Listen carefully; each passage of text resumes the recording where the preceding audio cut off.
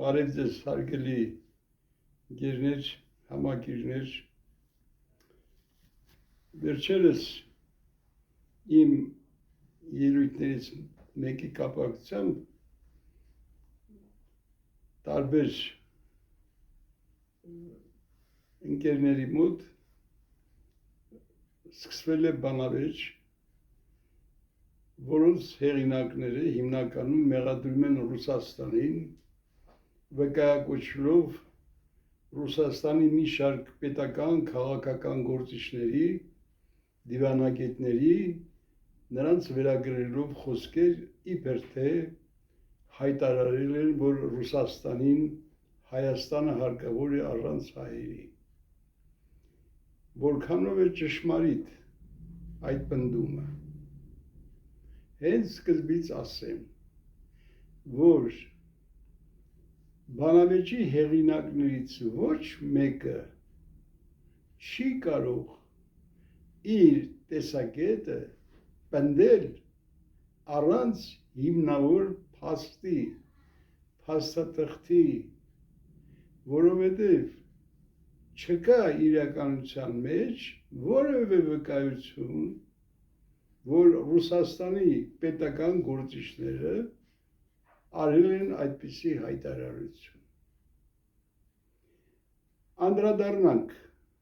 դրանց շատ համառոտ։ Առաջինը, խոսքը վերաբերում է Ռուսաստանի արտաքին գործերի մինիստր Լոբանով Ռոստովսկուն, որը իբր թե ասել է Ռուսաստանին Հայաստանը հարկավոր է առանց հայերի։ Լոբանով Ռոստովսկին հարում էր չափազանց հետադիմական ազդեցություն ունեցող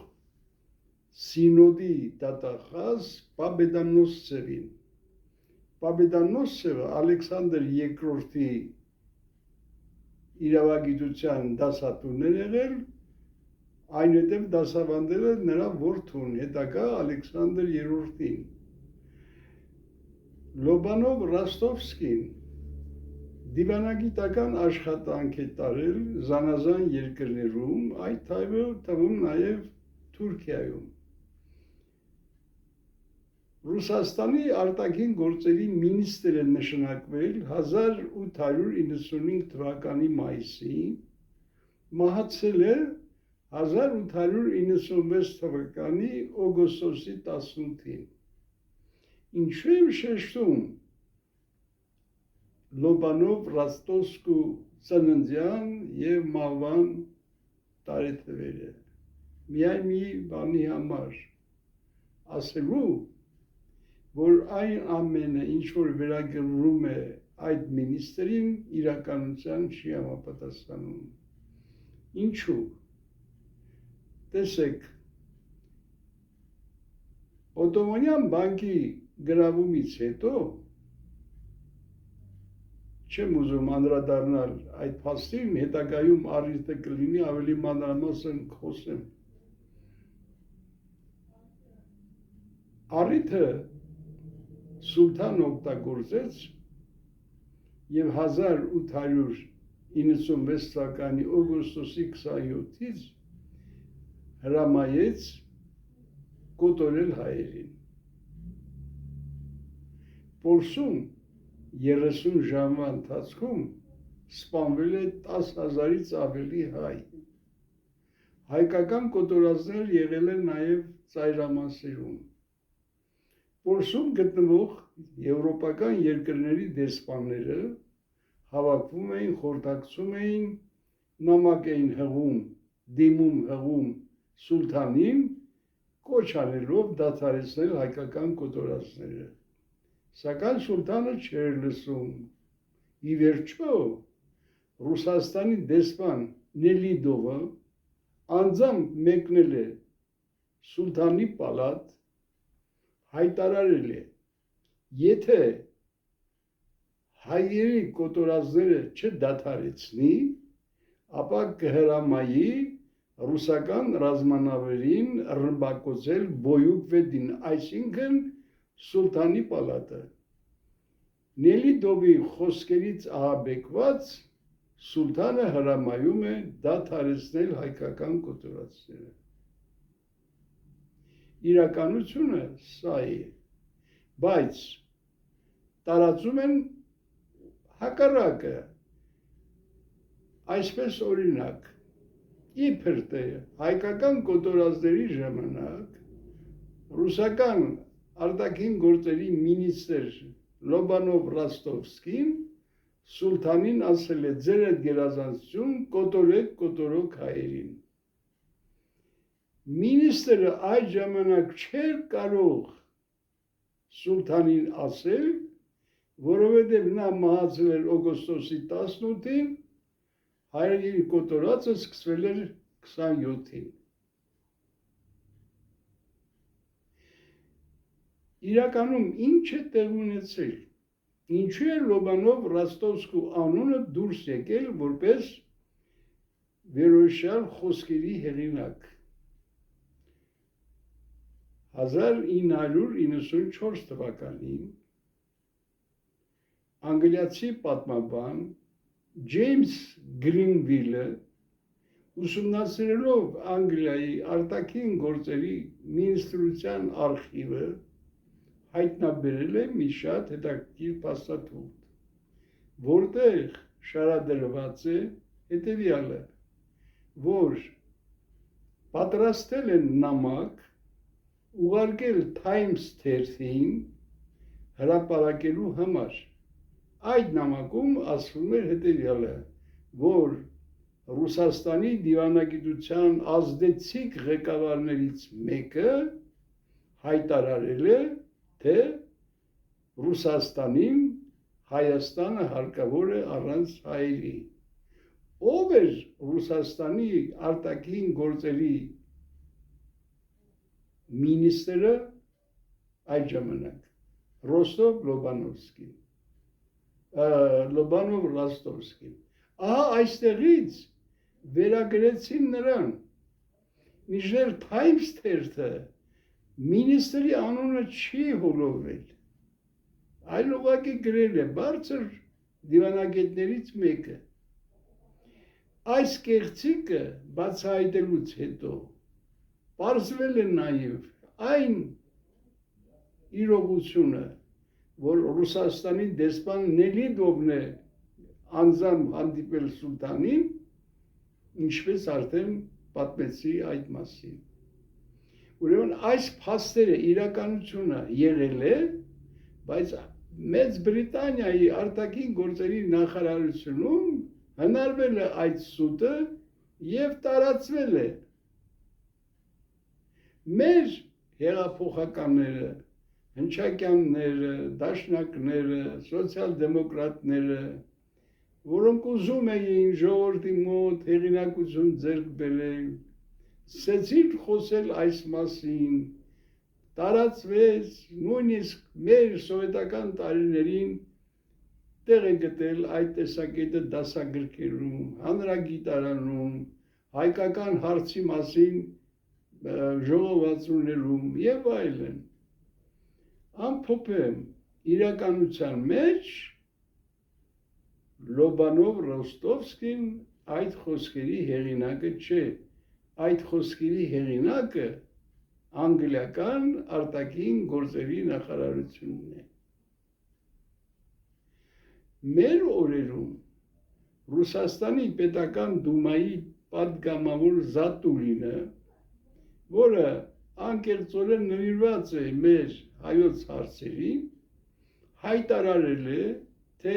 իբր Ռոստովսկին այդ հայտարարությունը արել է ելնելով այն ժամանակվա Ռուսաստանի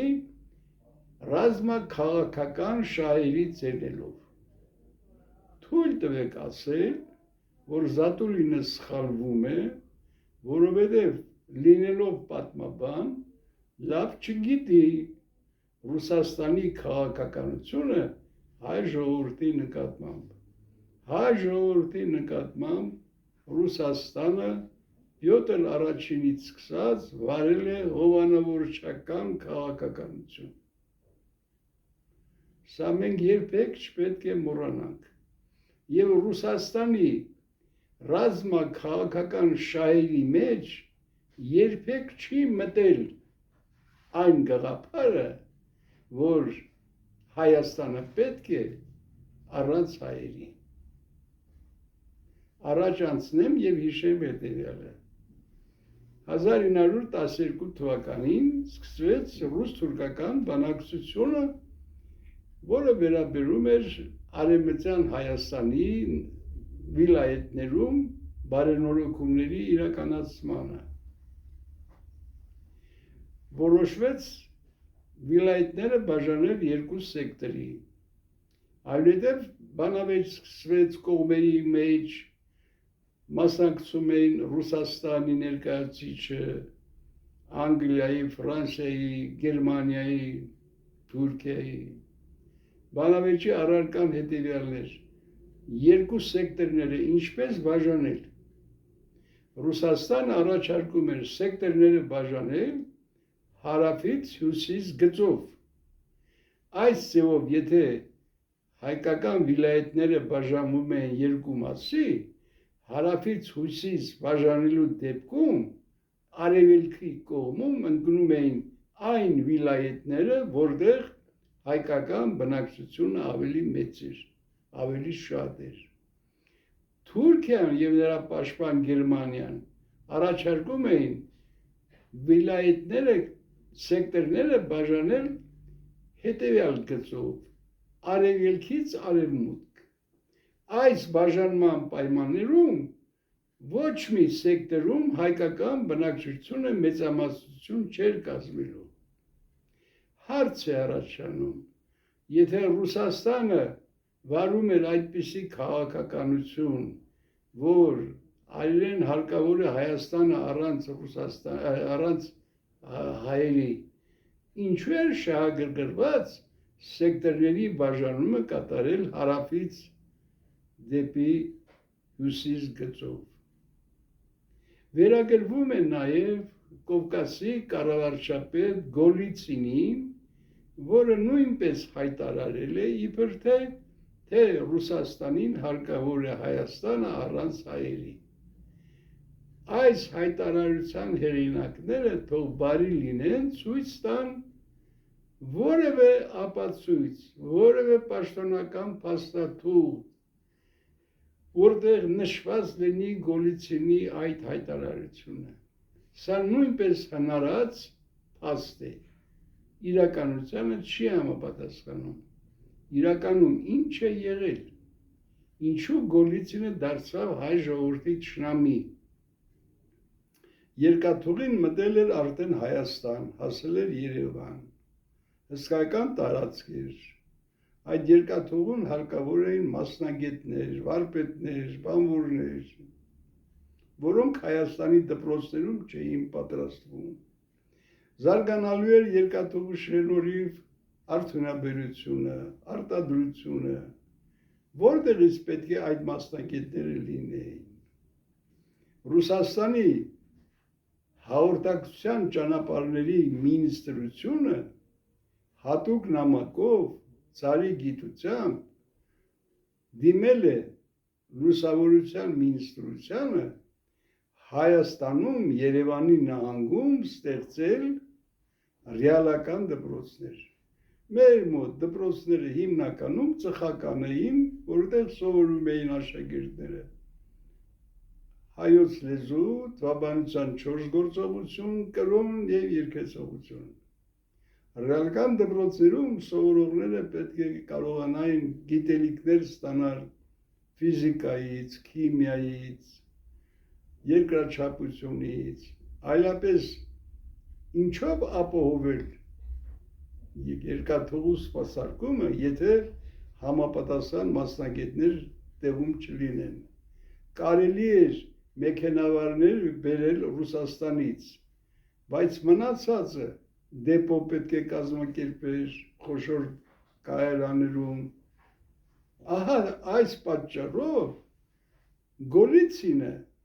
փոխանակ խորհրդակցելու, խելացի գործողություններով զբաղվելու, միանգամից, ինչպես ասում են, սալդաֆոնի նման որոշեց փակել հայկական դպրոցները եւ փոխարենը ստեղծել ռեալական դպրոցներ։ Ռեալական դպրոցներ ստեղծելը այդքան հեշտ չէր։ Հարկավոր էին մասնագետներ, ֆիզիկայի ուսուցիչներ, քիմիայի ուսուցիչներ եւ այլն։ Ահա Գոլիցինի այդ բիրտ որոշման դեմ նույնպես հանդես եկան մեր հեղափոխական կազմակերպությունները, նույնիսկ 1903 թվականին նրա դեմ հնչակյանները Փարամազի գլխավորությամբ կազմակերպեցին մահափորձ։ Ամիսներ առաջ քաղաքագետներից մեկը, որը շատ թունոտ խոսում է Ռուսաստանի մասին, Ռուսաստանին համարում հայ ժողովրդի մեծագույն թշնամի եւ այլն, այդ նույն գաղափարը արտահայտեց, ափսոսում եմ, որ չհասցրեցի անուն ազգանունը լսել, վերջերս ազգային ժողովում, երբ քննարկվում էր Եվրոմիությանը միանալու հարցը, ելույթ ունեցավ մի կին պատգամավոր, անուն ազգանունը չկարողացա իմանալ, այնպես ներկայացրեց Ռուսաստանին, որ մենք հազիվ փրկվել ենք Ռուսաստանի գերությունից, որ Ռուսաստանը միակ երկիրն է, որը հայ ժողովրդին պատճառել է մեծաթիվ վնասներ, որ ինչքան շուտ Ռուսաստանից հեռանանք, այնքան մենք ավելի ապահով կլինենք։ Եվ զարմանալին այն էր, ոչ ընդդիմադիրները, ոչ էլ մեծամասնության կողմից որևէ մեկը հանդես չեկավ, չսաստեց այդ պատգամավոր կնոջը սուտ լուրերը տարածելու համար, ինչպես ասում են, համար մեկ ամբյոնից։ Որոշ քաղաքագետներ ավելի են խորացնում սուտը եւ հայտարարում են, թե իբր թե Եկատերինա II-ը հայտարարել է, որ Ռուսաստանին հարկավոր է Հայաստանը առանց հայերի։ Եկատերինա II բացահայտ սուտ է, կարելի է նույնիսկ ասել անամոթ սուտ, որովհետև ոչ մեկը չի կարող որևէ փաստ բերել սկզբնաղբյուր, թե արդյոք Եկատերինա II-ը ասել է, թե չէ։ Եկատերինա II-ը Թուրքիայի երդվյալ թշնամին էր։ Նրան են պատկանում հետևյալ խոսքերը. կատվին արթնացնող մուկը։ Հասկանալի է միտքը։ Եվ Եկատերինա II-ի գիտությամբ, հանձնարարությամբ, հայկական ծագում ունեցող դժնավոր զորավար Ալեքսանդր Սուվորովը, արքունիքում մեծ հեղինակություն ունեցող Եկատերինա II-ի մոտ մեծ ազդեցություն ունեցող Գրիգոր Պատյոմկինը, Հովսեփ Արգուցյանի եւ Հովհաննես Լազարյանի հետ միասին կազմեցին երկու ազգերի միջև բարեկամության պայմանագրի նախագիծ Եկատերինա II-ի համաձայնությամբ։ Այդ նախագիծը շատ հետաքրքիր է, հրապարակված է, բերեմ միայն 3 նախագծից։ Առաջինը Ռուսաստանի հովանավորությամբ վերականգնվում էր հայոց թագավորությունը։ Երկրորդ, հայոց թագավորությունը ունենալու էր իր սեփական զորքը զանազան զինատեսակներով։ Երրորդ, մահմեդական շրջապատից ժողովրդին պաշտպանելու համար Հայաստանում պահել ռուսական զորք։ Այս պայմանագրի նախագիծը կազմվել է Եկատերինա II-ի գիտությամբ։ Միթե այսի պայմաններում կարելի է ասել, թե Եկատերինա II-ը վերոյշյալ հայտարարության հեղինակն է։ Ավելին ասեմ, Եկատերինա II-ը շատ մտերիմ զրույցներ է ունեցել Հովսեփ Արգուտյանի հետ, որն այս ժամանակ Ռուսաստանի հայոց թեմի առաջնորդն էր, քաջատեղյակ էր մեր երկրում տիրող իրավիճակին, եւ Եկատերինա II-ը նախաձեռնեց Հովսեփ Արգուտյանի առաջարկությամբ Ղրիմից հայերին տեղափոխել Հայաստան, որպեսզի Հայաստանում հայ բնակչությունը շատանա։ Ղրիմում բնակվող հայերի մեծ մասը անիի մայրաքաղաքից գնացածների շարավիղներն էին, համաձայնվեցին եւ պատրաստակամություն հայտնեցին վերադառնալ Հայաստան։ Ճանապարհին այնպես ստացվեց, որ պատերազմը ավարտվեց, ռուսական զորքերը չմտան Վրաստան, հետևաբար չհասան Հայաստան, եւ Ղրիմի հայերին Եկատերինա II-ը ժամանակավորապես տեղ հատկացրեց Դոնի գետաբերանում, որտեղ հայերը կոչեցին իրենց նոր բնակավայրը Նախիջևան, հույս ունենալով, որ այդտեղ ժամանակավորապես կապրեն, մինչև որ բացվի Հայաստան գնալու հնարավորությունը։ Չեղավ, այդ դրանից հետո Նախիջևանը սկսեցին անվանել նոր Նախիջևան, Նախիջևանից տարբերելու համար։ Այսպիսով, Եկատերինա II-ին էլ վերագրվող փաստը իրականությանը չի համապատասխանում։ Թող բերեն այդ փաստը հոլովող, շրջանառության մեջ դնող քաղաքագետները հիմքերը որտեղից են գտել այդ ամենը։ Վերջապես 1828 թվականի Թուրքմենչայի պայմանագրի ավարտելուց հետո, ստորագրելուց հետո, պայմանագիրը Գրիբայեդովը տարավ Պետերբուրգ ցարի հաստատմանը։ Հասավ այն ժամանակ Պետերբուրգ, երբ պետական խորհրդի անդամները քննարկում էին, թե Ռուսաստանին միացած Երևանի եւ Նախիջևանի խանությունները ինչ անունով մտցնել թագավորի գահացուցակի մեջ։ Ներսես աշտարակեցին Գրիբայեդովին ճանապարհելու ժամանակ նրան հանձնել էր վերոյշյալ նախագծի, պայմանագրի նախագծի պատճենը հայերեն լեզվով, թարգմանված հետո ռուսերեն, եւ այս նախագիծը օգտագործելով Գրիբայեդովը առաջարկեց հետևել նախագծին եւ Ռուսաստանին միացած երկու խանությունները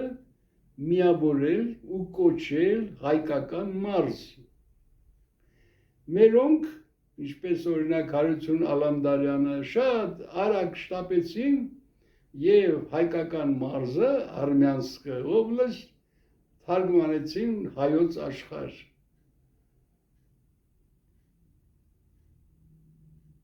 Ինչպես կարելի է այս բոլորի կապակցությամբ շարունակաբար կրկնել իրականությանը չհամապատասխանող լուրեր Ռուսաստանին վարկաբեկելու համար։ Մի օրինակ էլ բերեմ եւ ավարտեմ։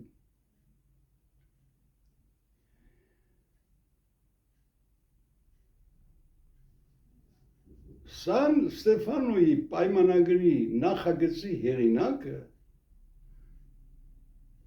Նելիդովն է, Ալեքսանդր Նելիդով, որը այդ ժամանակ ղեկավարում էր Բալկանյան ռազմաճակատում ռուսական գլխավոր շտաբի դիվանագիտական աշխատանքը։ Ամբողջ տեքստը գրել է Նելիդովը։ Թուրքական կողմը ամեն ինչ անում էր, որպեսզի պայմանագրից երկու կետ հանվի։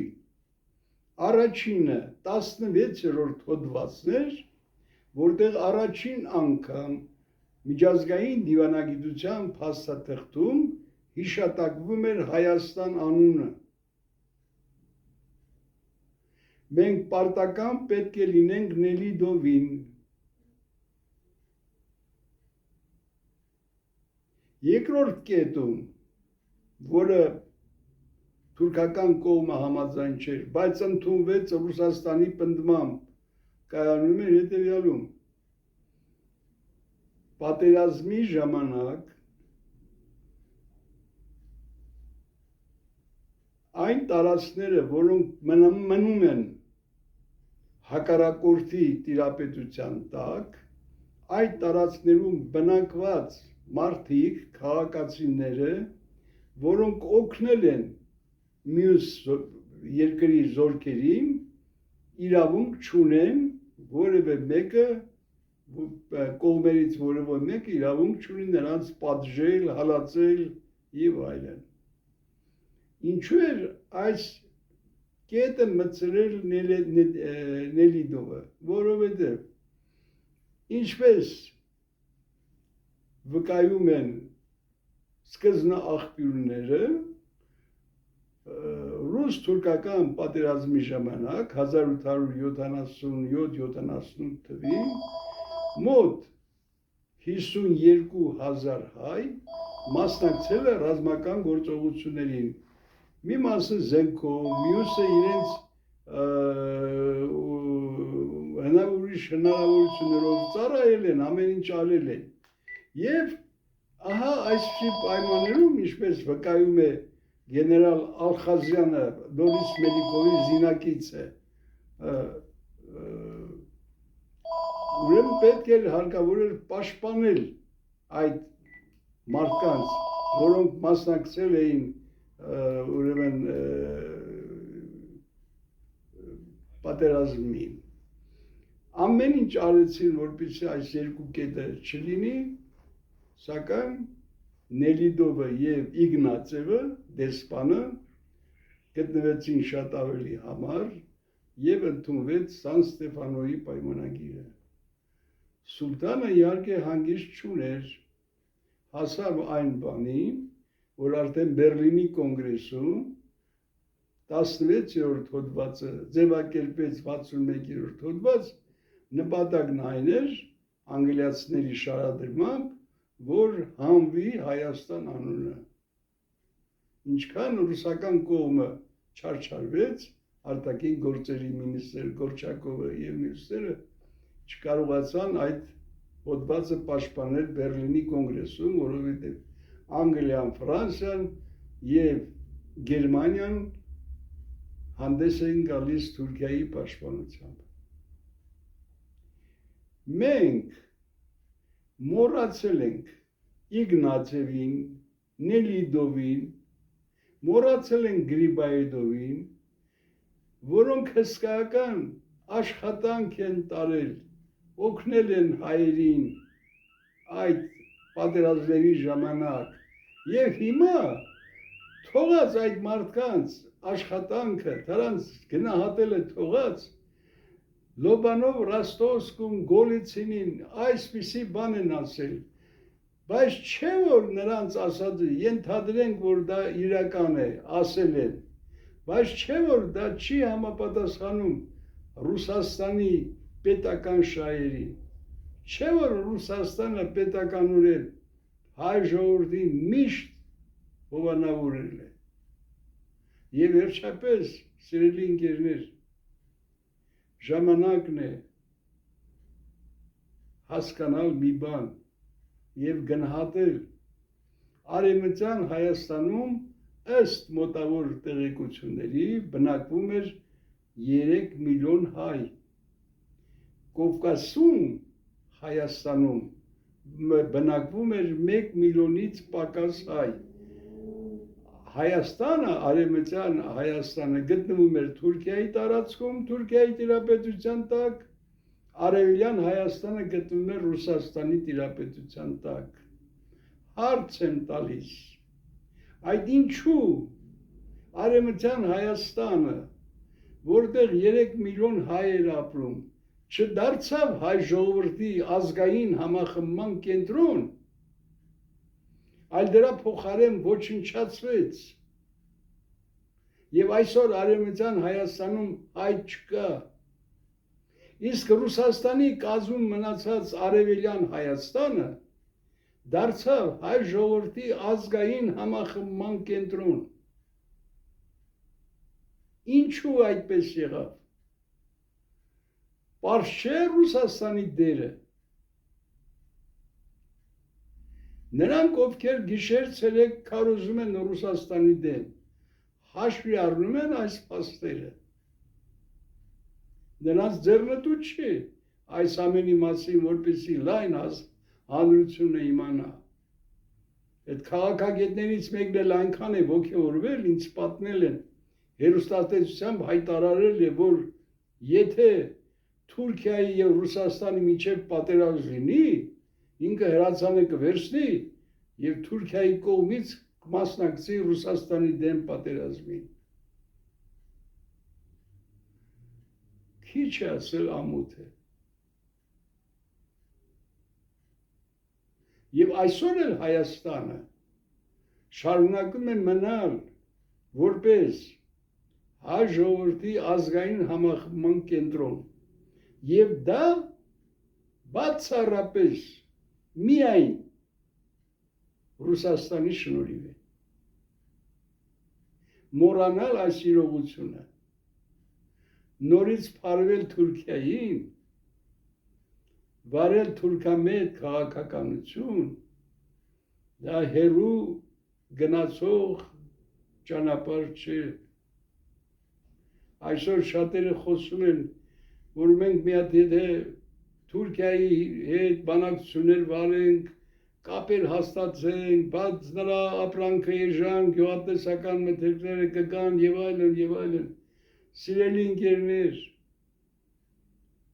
Թուրքիային դա հարկավոր չէ։ Թուրքիային հարկավոր է Հայաստանի տարածքը։ Թուրքիան է շահագրգռված եղել Հայաստանը առանց հայերի եւ նա իրականացրել է դա։ Այսօր էլ է պատրաստ իրականացնել, որովհետև վերջապես պետք է հասկանալ, որ Թուրքիայի ի վերուստ նպատակը մեջտեղից Հայաստանը հանելն է։ Եկեք իրադարձությունները աշխարհում շատ զրընթաց զարգանում են։ Չվարվենք, ինչպես Լեոն էր ասում, Երևանի երեխա դիվանագետների նման, այլ ստապ գնահատենք իրավիճակը եւ հասկանանք, որ չի կարելի երախտամոռությամբ լցվել մի երկրի նկատմամբ, որին մենք պարտական ենք հենց այսօր Հայաստանի գոյությամբ։ Հենց միայն նրա համար կրկնում եմ, որ Հայաստանը դարձել է հայ ժողովրդի ազգային համախմբման կենտրոն։ Ահա այսքանը ես կուզենայի պատասխանել իմ ֆեյսբուքյան բարեկամ Գրիգոր Գրիգորյանի հետ տեղի ունեցած բանավեճի հեղինակներին, որոնք ամեն կերպ աշխատում են վարկաբեկել Ռուսաստանին։ Մի բան էլ հիմա հիշեցի, ավելացնեմ, ես նախորդ իմ զրույցում խոսել էի Նժդեի մասին։ Գրիգոր Գրիգորյանի հետ բանավեճորներից մեկը օրինակ է բերում, թե Մախլուտոն, այսինքն Սմբատ Բորոյանը, մասնակցել է, գնացել է Սյունիք, միացել է Նժդեին եւ կռվել է թուրքերի դեմ։ Ճշմարիտ չէ։